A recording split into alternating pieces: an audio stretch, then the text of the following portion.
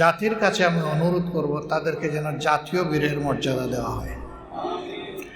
এই সরকার যেন শিক্ষা সিলেবাস কারিকুলামে বীরত্বের এই কাহিনীগুলো তুলে ধরে যে একসময় এই দেশে একটি সাহসী যুব সমাজ জন্ম নিয়েছিল যারা ফেসিবাদের সমস্ত চক্রান্তকে মাটির সাথে মিশিয়ে দিয়েছিল। তাদের এই বীরত্ব গাথা যদি আমাদের আগামী দিনের শিশু পাঠকরা জানতে পারে তাহলে তাদের মধ্য থেকেও বীরের জন্ম হবে ইনশাআল্লাহ। একটা জাতিতে যত বেশি বীর জন্মাবে, জ্ঞানী লোক জন্মাবে, তত বেশি একটা জাতি সামনের দিকে এগিয়ে যাবে। আমরা এমন একটি জাতি প্রত্যাশা করি। আমরা জানি গত 15.5 বৎসর এই জাতির উপর দিয়ে কি তাণ্ডবটা চালানো হয়েছে, একথা আর বারবার বলার প্রয়োজন নেই, এটা এখন প্রতিষ্ঠিত সত্য।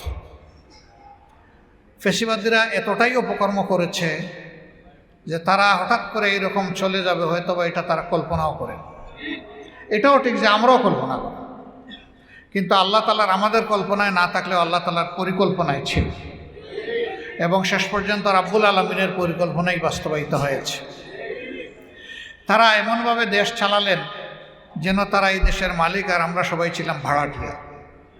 তাদের হাবভাবগুলো এরকমই ছিল, বরঞ্চ ভাড়াটিয়ারও একটা মর্যাদা থাকে, সেখানে ওই মর্যাদাটাও দেশবাসীকে তারা দিতে ব্যর্থ হয়েছে। তারা ক্ষমতার প্রথম দিন থেকেই শুরু করে তারা মানুষের রক্ত নিয়ে খেলেছেন। সেনাবাহিনীর অফিসারদের রক্ত দিয়ে সেই যাত্রা ক্ষমতায় আসার পর শুরু হয়েছে। ক্ষমতায় আসার আগে 2006 সালের 28 অক্টোবর লগি বইটার তাণ্ডবের মাধ্যমে অর্ধশতাধিক মানব সন্তানকে হত্যা করার মাধ্যমে তারা তাদের জানান দিয়েছিল। এরপরে 2 বৎসরের অস্বাভাবিক অসাংবিধানিক একটি সরকারের হাতে হাত ধরে বোঝাপড়া করে তারা ক্ষমতায় এসেছিল। প্রথম আঘাত দিয়েছে এদেশের স্বাধীনতা সার্বভৌমত্বের প্রতি আমাদের প্রিয় দেশপ্রেমিক সেনাবাহিনীর। তাদেরকে খুন করার পরে তারা আঘাত দিয়েছে জামাত ইসলামের। এই দুইটা দেশপ্রেমিক শক্তির উপর যখন আঘাত আসে দেশবাসী চুপ ছিল, আপনারা সবাই সাক্ষী। কেউ নিজের জায়গা থেকে বিবেক দিয়ে প্রতিবাদ করেনি।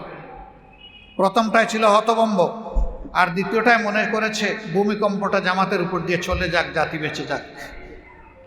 কিন্তু বুঝে না, ভূমিকম্প আসলে কাউকে চেয়ে চেয়ে আঘাত দেয় না, নির্বিশেষে সবার জন্যই বিপদ ডেকে আনে। সেই দিন আমরা আমাদের সহযাত্রী অন্যান্য দলকে বলেছিলাম, যুদ্ধটা আমাদেরকে নিয়ে শুরু হয়েছে, এখানেই শেষ করুন, সবাই আমাদের পাশে দাঁড়ান, নইলে একসময় এই যুদ্ধ সবাইকে আক্রান্ত করবে। তারা যদি আমাদেরকে দুর্বল করতে পারে তাইলে আর কেউ দেয়াল সামনে তুলে দেওয়ার সাহস করবেন না, এবং সেটাই বাস্তবে হয়েছে। পরবর্তী বছরগুলোতে সেটাই আমরা গভীর বেদনার সাথে প্রত্যক্ষ করেছি। সবাই আমরা আক্রান্ত হলাম, যারা বিরোধীদের ছিলাম। এমনকি দেশের খ্যাতিমান আলেম উলামাকেও তারা ছাড় দিয়ে কথা বলে, মাদ্রাসার ছাত্রদেরকে ছাড় দেন, এতিম বাচ্চাদেরকে ছাড় দেন, আমাদের পরম সম্মানিত মায়ের সমাজকে তারা ছাড়। আজকেও আমি দেখলাম যে ভারতের একটা রাজ্যে আমাদের এখান থেকে যে সমস্ত বীররা পালিয়ে গিয়েছেন তাদের 2 সেনা সেখানে ধর্ষণের দায়ে ভারতীয় পুলিশের হাতে আটক হয়েছে। খাসলত মানুষের সহজে বদলায় না, যেখানেই যায় তার সাথে সঙ্গী হয় তার খাসলত। পালিয়ে গিয়েও যারা এই সমস্ত কাজ করতে পারে, তারা যখন বাংলাদেশে ছিল তখন কি না তারা করেছে। তাদের সোনার ছেলেরা আমাদের একটা রেসিডেন্সিয়াল ইউনিভার্সিটিতে, যেটা পূর্ব পাকিস্তানের প্রথম রেসিডেন্সিয়াল ইউনিভার্সিটি হিসাবে কায়েম হয়েছে, সেই রেসিডেন্সিয়াল ইউনিভার্সিটিতেই অপকর্ম করে তারা সেঞ্চুরি উদযাপন করেছিল। আপনাদের বোধহয় স্মরণ আছে। আমি নাম নিতে চাচ্ছি না, আমি তো জানি সেই ইউনিভার্সিটিটার নাম। তো তারা করেছে।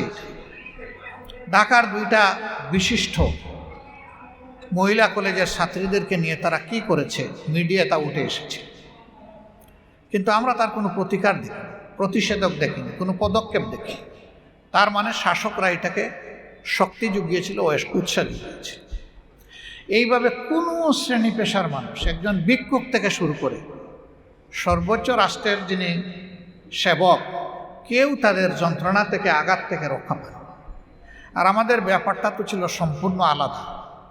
ঠান্ডা মাথায় বিচারের নামে প্রহসন করে আমাদের 11 জন শীর্ষ দায়িত্বশীলকে তারা খুন করেছে। 5 জনের ফাঁসি, বাকিদেরকে জেলের ভিতরেই তারা মৃত্যুর দিকে ঠেলে দিয়েছে। তাদের ফাঁসির সময় যখন ঘনিয়ে এসেছিল, তাদেরকে নিয়ে ষড়যন্ত্র হয়েছে। একটাবার তারা মুখে বলবেন যে আমরা অপরাধ করেছি, আমাদেরকে ক্ষমা করে দিন, মাননীয় প্রেসিডেন্ট আমাদের জীবন ভিক্ষা আপনাদের। কিন্তু না, তারা বলেছেন অবশ্যই যে পাপ আমরা করিনি সেই পাপের স্বীকারোক্তি আমাদের মুখ দিয়ে বের হবে না। আর আমরা এটাও বিশ্বাস করি না যে কোনো মানুষ মানুষের জীবনের নিরাপত্তা দিতে পারবে অথবা প্রাণ ভিক্ষা দিতে পারবে।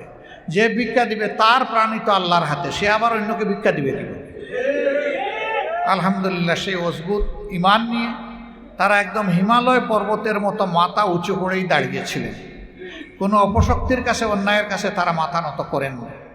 তারা আমাদেরকে সম্মানিত করেছেন, জাতিকে সম্মানিত করেছেন। সত্যের পক্ষে লড়াই কীভাবে নির্ভীক থেকে ফাঁসির রশির সামনে রেখে করতে হয় সেই উদাহরণ তারা আমাদের সামনে রেখে গিয়েছেন। আলহামদুলিল্লাহ, সেই সংগ্রামের চেতনার হাত ধরেই 24 এসেছিল। আপনারা দেখেছেন এখানে আমাদের সন্তানেরা স্লোগান দিয়েছে, বুকের ভিতরে তুমুল ঝড়, বুক পেতেছি গুলি কমে। সেই ঝড়টা কি ছিল? সেই ঝড়টা ছিল তারা প্রত্যেকটি দেশের জাতির যুব সমাজ অন্যায়ের বিরুদ্ধে সবসময় রুখে দাঁড়ায়।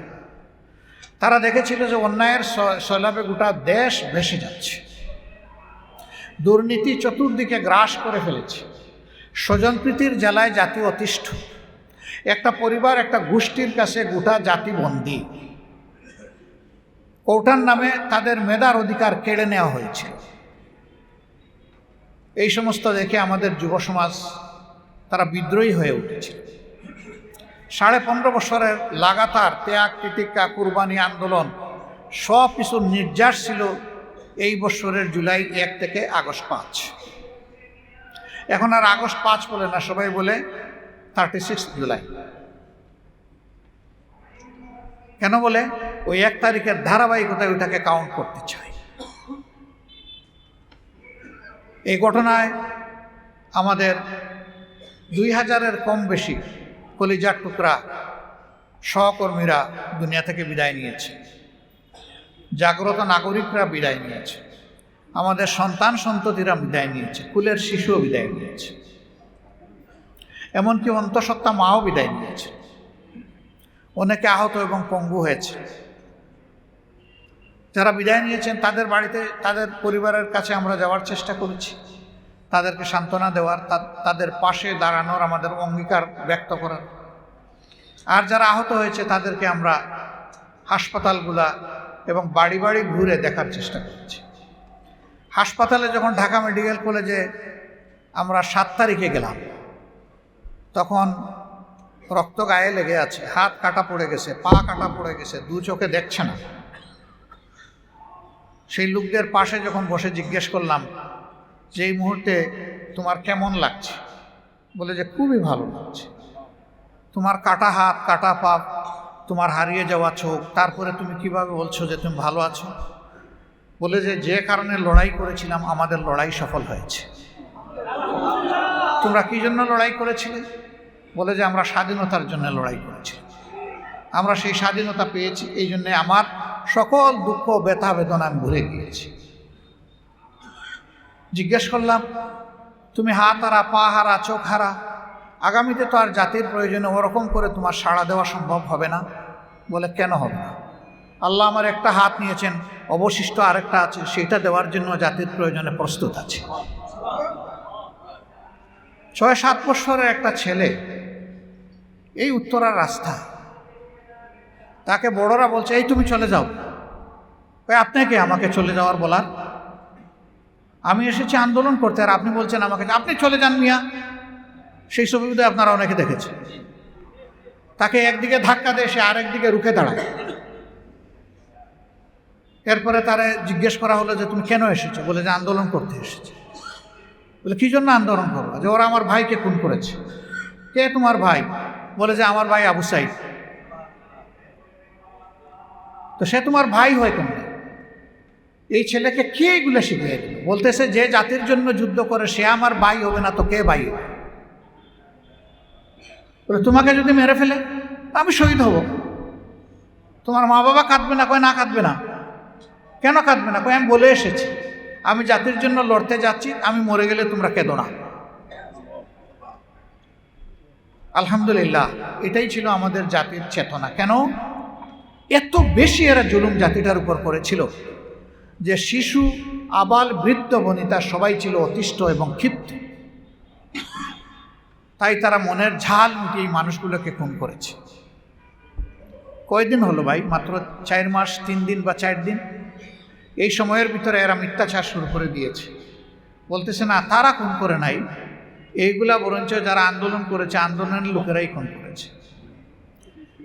সব আপনারা চোখের সামনে দেখলেন কিভাবে স্নাইপার দিয়ে হত্যা করা হলো, কিভাবে উপর থেকে হেলিকপ্টার থেকে গুলি ছুড়ে হত্যা করা হলো, কিভাবে সামনাসামনি শর্টেড সাইট করা হলো এবং মানুষকে খুন করা হলো, কিভাবে আপনার এই ইয়ের উপরে সামরিক যানবাহনের উপর থেকে তাকে ফেলে দেওয়া হলো একটা ছেলেকে জীবন্ত অবস্থা।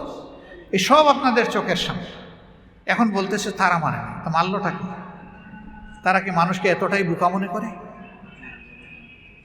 এখন তো হাজার ক্যামেরা চতুর্দিক থেকে চমকে উঠে, ফ্লাশ করে উঠে। এখন ট্রেডিশনাল ক্যামেরাও লাগে না, সবার পকেটে এবং হাতে ক্যামেরা। তারা এগুলাকেও মিথ্যা প্রমাণিত করার চেষ্টা করছে। কেন? আমাদের মরহুম আমিরে জামাত অধ্যাপক গোলাম আজম রাহিমাহুল্লাহ একটা মূল্যবান কথা বলেছিলেন, এরা যা বলে তা করে না, আর যা করে তা বলে না। এটা এদের খাসলত। এরা লাঞ্ছিত হয়ে বিদায় নিয়েছে, কিন্তু এই জাতিকে তারা শান্তি দিচ্ছে না। প্রতিদিন বিভিন্নভাবে এই জাতিকে তারা জ্বালানোর চেষ্টা করছে, ঘরে বাইরে, দেশে বিদেশে, সব জায়গায়।